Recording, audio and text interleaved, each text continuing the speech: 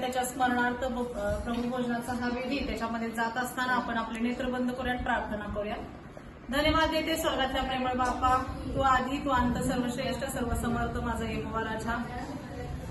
प्रभू येशूच्या नावामध्ये प्रभू भोजनामध्ये आम्ही जात असताना या विधीमध्ये तुझ्या सामर्थ्यानं आम्हाला भर, जे येणारं वचन आहे ते आम्हाला समजण्यासाठी तुझ्या ज्ञानबुद्धीचा पुरवठा दे.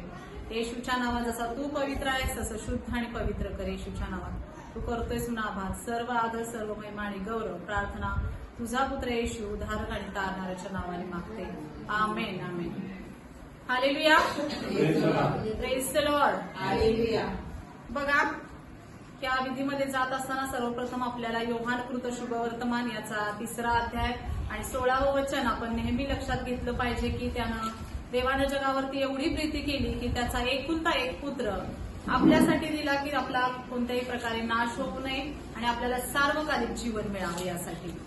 ठीक आहे. एक तुम्हाला म्हण माहिती असेल बघा, ढवळ्या शेजारी पवळ्या बांधला पण वाद नाही पण गुण आला. काय याचा अर्थ आहे, कोण सांगू शकतंय मिनिंग याचा अर्थ? ढवळ्या शेजारी पवळ्या बांधला, वाद नाही पण गुण लागला.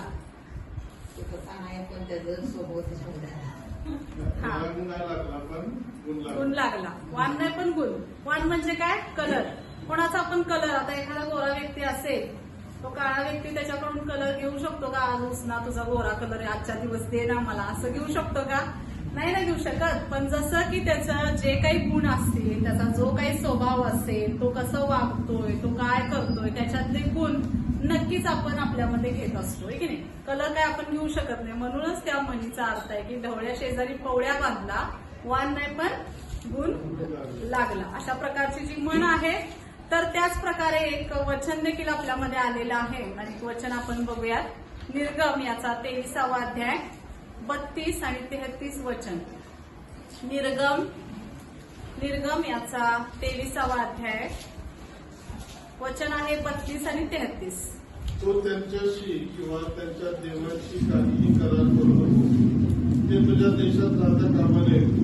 राहिल्यास ते तुला आत्तापर्यंत पाप करावंच लावतील, कारण तू त्यांच्या देवाची उपासना करशील व ते तुला खात्रीने पाशासारखे होतील.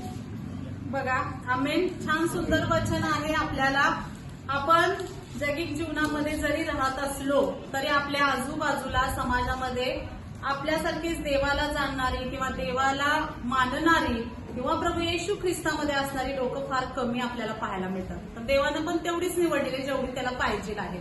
अनेक प्रकारच्या जातीची, अनेक प्रकारच्या धर्माची, अनेक वेगवेगळ्या गोष्टी करणारी लोक आपल्या आजूबाजूला आपल्याला पाहायला मिळतात. पण देव निक्षून या वचनामध्ये आपल्याला सांगत आहे की तू त्यांच्याशी किंवा त्यांच्या देवाशी काही करार करू नकोस.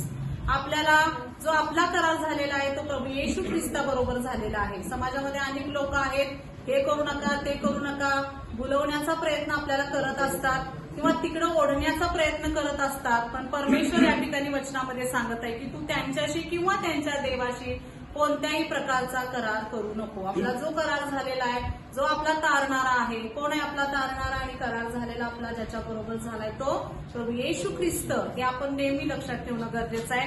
आणि वचन नंबर 23-33 आपल्याला सांगते की ते तुझ्या देशात राहता कामा नये. राहिले तर ते तुला माझ्या विरुद्ध पाप करायला लावतील, कारण तू त्यांच्या देवाची सेवा करशील व ते तुला खात्रीने पाशासारखे होतील. समजा 2 मित्र आहेत, एक चांगला मित्र आहे, एक वाईट मित्र आहे. जर तुम्ही चांगल्याच्या संगतीमध्ये राहाल तर तुम्हाला चांगलेच त्याचे गुण तुम्ही ऍक्सेप्ट करणार आहे. तो जसा वागतोय, तो अभ्यास करत असेल तर तो अभ्यास करतोय म्हणून आपणही अभ्यास करायला लागणार आहे. तो सारखंच पुस्तक वाचतोय तर तू कोणतं वाचलंयस ते मला पण दे म्हणून त्याचे गुण आपण घेणार आहे. तर समजा तो दारुडा असेल, काहीतरी दारू पित असेल, रोज उठलं की व्यसन करत असेल, आपल्यालाही त्याची सवय लागणार आहे. चल ना, नाहीत ना पैसे, चल मी देतो.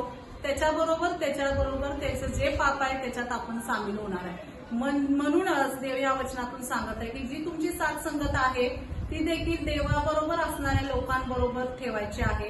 अशा लोकांच्या बरोबर आपण वेळ घालवायलाच नको आहे जी लोक जगिक जीवन जगत असतील. तर त्या ठिकाणी वचन आपल्याला सांगत आहे की तुला माझ्या विरुद्ध पाप करायला देखील लावतील.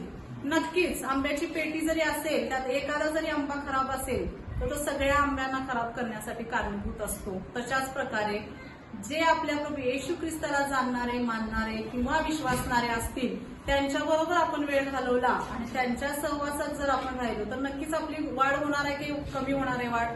वाढच होणार आहे ना देवामधली, काय कमी होणार आहे? आणि जरी जैविक जीवनामध्ये एखादा जरी फ्रेंड तुमचा असेल तर तो नक्कीच कशाला जातोय, काय आहे त्याच्यामध्ये, काय असतं प्रार्थनेमध्ये, ते सामर्थ्य त्यांना कधीच कळणार नाही जे प्रार्थनेमध्ये सामर्थ्य आहे.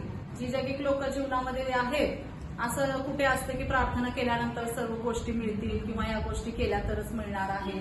पण जो विश्वासणारा व्यक्ती आहे त्याला ते सगळ्या गोष्टी माहिती आहे की प्रार्थनेमध्ये किती सामर्थ्य आहे. फक्त 2च वाक्याची तुमची प्रार्थना देवाला मोडकी तोडकी का असणार ती सुद्धा मान्य आहे.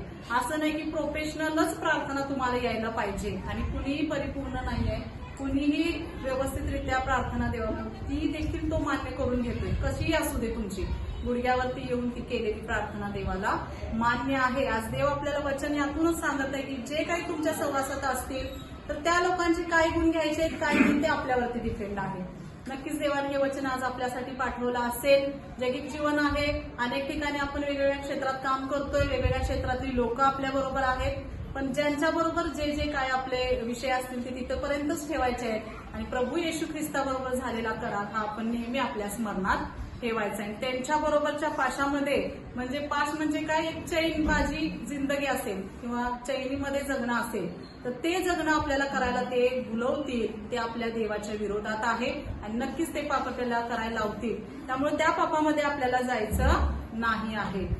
आपण हे वचन आज आपल्यासाठी देवानं दिलं, त्यासाठी आपले जे काही या आठवड्याभरामध्ये किंवा याच्या आधी झालेली जी काही पापं असतील तर ती सर्व आपण पश्चातापपूर्वक देवापुढे आणूयात, मांडूयात, आपलं अंतकरण त्याला देऊयात आणि आपण प्रार्थना करूयात.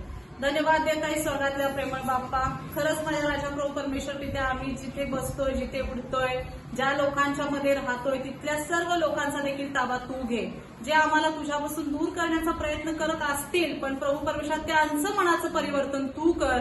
आमचा देखील वापर, या पूर्ण बॉडीचा वापर तू करून घे प्रभू परमेश्वर पित्या, ज्यांना की तुझी सुवार्थ आम्ही सांगण्यासाठी तो ज्ञान बुद्धीचा पुरवठा कर आणि प्रभू परमेश्वर त्या सामर्थ्यानं भर. हे वचन आज आमच्यासाठी तू दिलंस येशूच्या नावामध्ये, तुझ्याबरोबर झालेला करार असाच प्रभू आणखीन विश्वासात तुझ्यामध्ये वाढण्यासाठी आम्हाला ज्ञान बुद्धीचा पुरवठा कर. या ज्या प्रभू परमेश्वर पित्या प्रभू भोजनामध्ये आम्ही तुझं शरीर आणि प्रभू रक्त पित असताना तुझ्या सामर्थ्यानं आम्हाला भर राजा. जसा तू शुद्ध, जसा तू पवित्र आहेस तसं पवित्र आणि शुद्ध आम्हाला कर. येशूच्या नावात करतोय तुझा आभार. सर्व आदर, सर्व महिमा आणि गौरव प्रार्थना तुझा पुत्र येशू माझ्या उद्धारक आणि तारणाऱ्याच्या नावाने मागते. आमेन.